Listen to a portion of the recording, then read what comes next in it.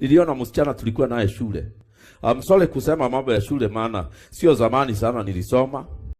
Ni miaka kama 30 imepita. Tulikuwa shule. Sasa tukiwa shule, msichana ambaye alikuwa anatusomesha science.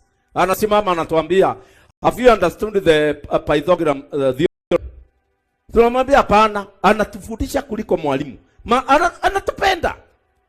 Kijana tulikuwa naye ambaye alikuwa anashika namba za mwisho akaniambia, "Na huyu msichana ninaweza kutaka awe girlfriend yangu." Nikamwambia huyu ni mtu mwerefu, achana naye. Akaniambia hata kama mimi ningependa mtu mwerefu. Sijui alimdakanyaje. Niliwaona watu wameenda wameshikana mikono. Pythagorean theorem zilifika hapo. Mwisho ya tamu ya pili, msichana alikuja namba 65. Na alikuwa anakuja namba, walikuwa na exchange namba 2, namba 1. Nikamuuliza, kwani imeendaje?" Akaniambia life inakuanga hivyo. Lakini si life. Ni mtu. Naye jamaa nikaanza kuona ameanza kuwa serious, nikamwambia, "Na umekuwa serious?"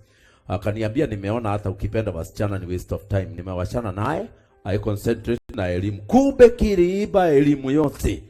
Msichana sasa akawa 65, mara nikasikia sijui nini, haonekani kwa shule, iko hivi, paka mwalimu akakuja akatuambia, "Kama kuna kitu tunaweza kufanya our sister so and so, we can do it." Huyo ndiye alikuwa our hope in the school. Sasa hata namuuliza simple Sam achiki. Naye kijana huyo ninamkumbuka mpaka leo, alienda akawa mwanajeshi mkuu, ni mwanajeshi mkuu hapa Kenya. Aliniambia ati amekaa hivi ameshika mathematics yote.